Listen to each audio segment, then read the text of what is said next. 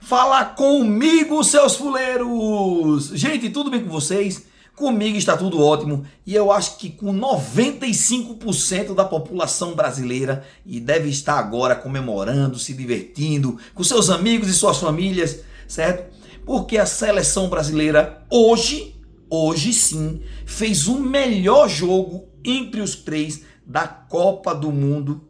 A seleção brasileira foi sucinta, fez o que tinha que fazer, se mostrou maior, como é maior do que muitas seleções que tem na Copa do Mundo, tá? E dentro do seu grupo, ela terminou com 7 pontos e mostrou por que é a maior, né? Terminou na liderança, tá? Com 7 pontos e 7 pontos bem maravilhosos. Por quê? O único jogo que seria o mais difícil, que a gente conversou e falou que seria o jogo mais difícil, foi o único jogo que a seleção brasileira empatou, que foi contra o Marrocos, tá, gente? Mas assim, antes de você acompanhar o vídeo e assistir até o final, que eu sei que vocês assistem, tá bom? Se inscreve no canal, pessoal. Estamos numa crescente muito legal, muito boa, muito satisfatória, e isso tudo é culpa de vocês, tá? Uma culpa proposital e para o bem, tá? O canal está crescendo sim e espero que daqui para o final da Copa do Mundo estejamos agora com 500 inscritos, tá? Tá bom, pessoal? Estamos com 460 e um pouquinho, não lembro mais ao quanto, mas eu conto muito com vocês para o final da Copa do Mundo eu chegar até os 500. É difícil? É nada. Depois aqui dos comentários que eu fizer para vocês aqui sobre resiliência da seleção brasileira, tá? Sobre do formato que o Ancelotti colocou no campo, eu acho que vocês vão me ajudar sim. Tá bom, pessoal? Então, comenta o que vocês acham lá. Vai lá, Danilo, fuleiragem, meu irmão, eu achei assim, assim, assado. Meu irmão, eu acho que você errou assim. Concordo plenamente com você também, porque o canal do Fuleiragem 10, ele é 100% aberto para você comentar e dar o joinha do ok. Tá bom, gente? Então, gente, para falar para vocês aqui, a seleção brasileira, ela começou em cima, né, fazendo o abafa, fazendo a pressão em cima da zaga da Escócia, né, gente? Então, assim, a Escócia, ela não teve muito espaço, tanto é que ela errou muito na parte de trás. No caso, na zaga dela mesmo. A seleção brasileira atacou com muita ênfase, pressionando e abafando a seleção da Escócia, tá? Então, assim, a seleção brasileira entrou com um time que é o meu sonho, tá? Eu acho que eu mudaria só um pouquinho, não sei, hoje mais não teria mais esse pensamento, porque o Ryan jogou muito bem, jogou muita bola, sempre soube que Ryan seria um cano de escape para a seleção, porque é um jogador muito forte fisicamente, um jogador muito bom tecnicamente, um jogador muito bem nos seus passes, tá? Ele joga do lado direito do campo, né? Onde para ele fazer a finalização, ele tem que puxar para a esquerda, mas ele é muito inteligente, um jogador de muita força física. Então, assim, isso é sobre o Ryan, tá? Mas não podemos deixar para trás relativo ao conjunto da seleção brasileira, tá? Eu vou falar do conjunto da seleção brasileira porque eu percebi vários setores a seleção jogando de várias formas. Onde eu meti o cacete mesmo aqui em Ancelotti, no vídeo passado, quem assistiu viu que eu falei, mas eu falei opiniosamente do meu pensamento, tá, gente? Porque assim, eu assisto todos os jogos para saber lance por lance, posição por posição. Ancelotti hoje, ele conseguiu colocar 3 formações, a formação com a bola, a formação sem a bola e a formação conjunto, tá? Teve situações quando a Escócia estava com a bola, o Brasil jogava em 4-3-3. Na formação que eu vou falar para vocês aqui, se eu não estiver enganado, estava em 4-3-2, né? Que fora o goleiro, logicamente. E teve situações que a seleção brasileira jogou no 4-2-4, como já tinha jogado em outras vezes, tá? Não concordo com esse 4-2-4, mas quando você formaliza dentro dos 90 minutos 3 formações diferentes, isso agrega para que o seu time, no caso o time do Ancelotti, que é ele que está compondo o time, né, fazendo a escalação, eu concordei, tá?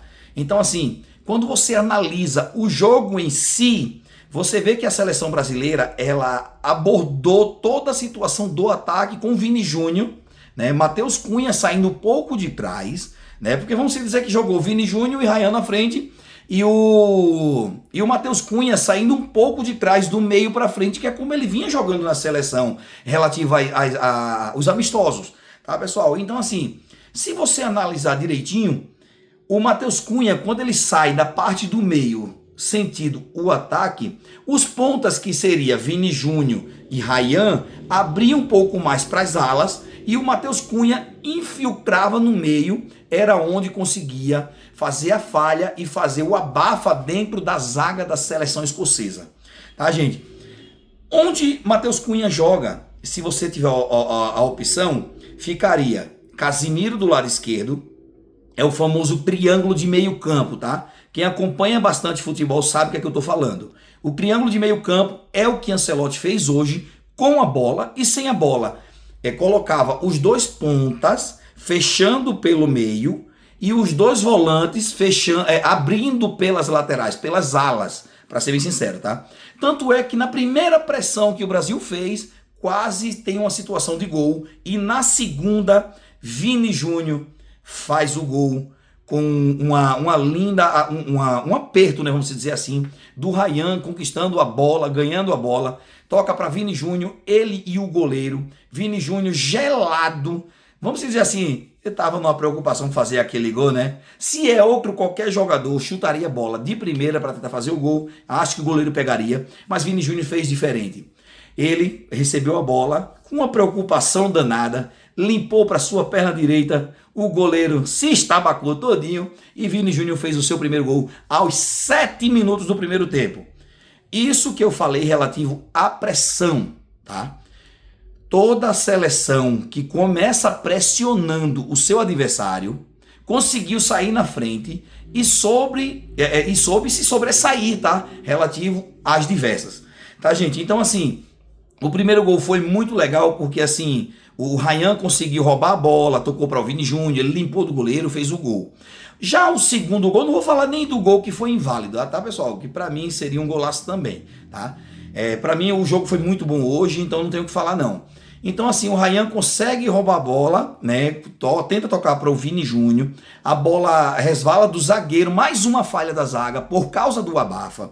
Tá? O Matheus Cunha, que para mim foi um dos melhores jogadores em campo também, tá? Não comprometeu e jogou muito, tanto é que fez um dos gols, tá? Conseguiu roubar a bola, manda a bola na cabeça de Vini Júnior e o Caba vai lá e dá aquela cabeçada, ele e o goleiro sozinho, onde o cara faz 2-0.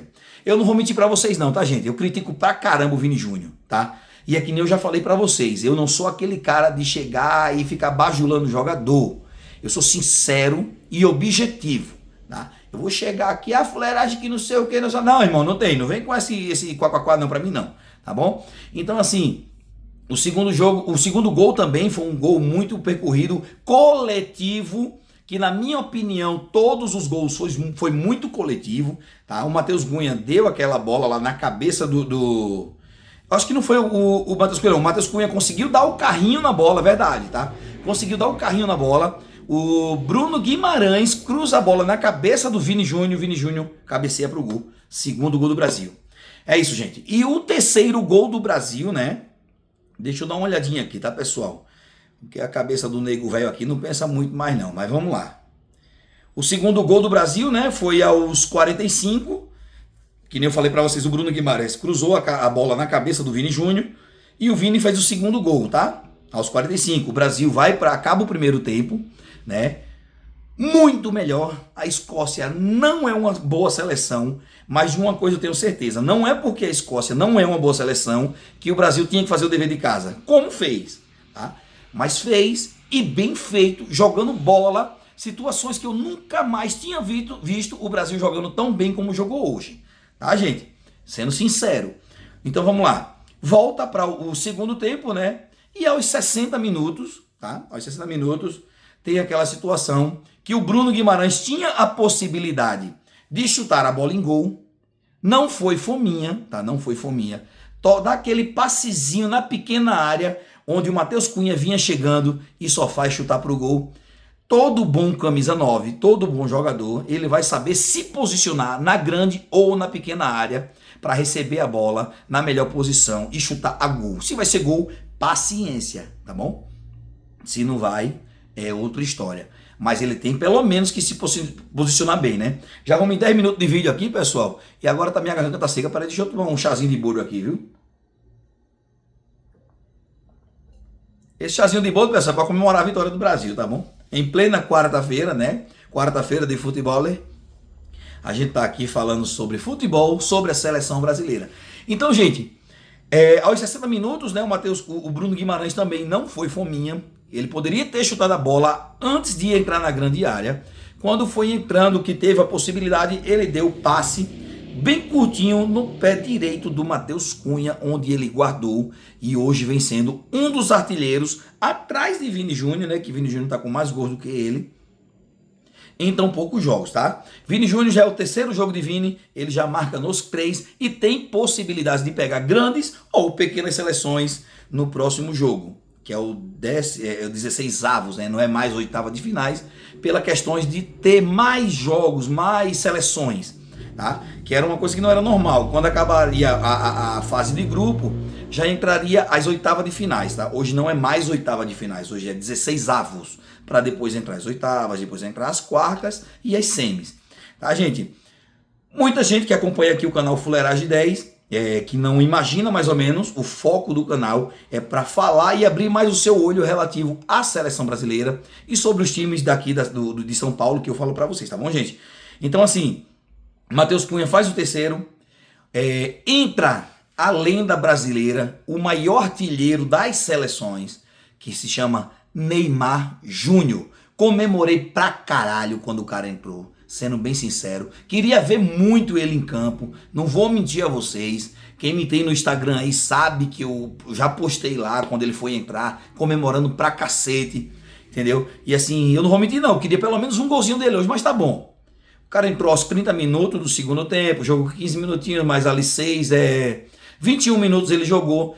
Tava sem ritmo de jogo, mesmo assim ainda deu um passe muito importante para o Vini Júnior. Ele teve um percalçozinho ali que na hora de chutar ele não conseguiu chutar legal, mas foi um passe de inteligência, um passe de craque, de gênio de bola que é o Neymar Júnior. Tá, gente? Então, assim, muito satisfeito de falar para vocês relativo a formações que eu vinha falando para vocês. O Brasil jogou no 4-3-3, modificou para 3-5-2, no 4-2-4 e assim sucessivamente, tá? Muito alegre de fazer mais um vídeo para vocês e com mais uma vitória da seleção brasileira em cima da seleção escocesa.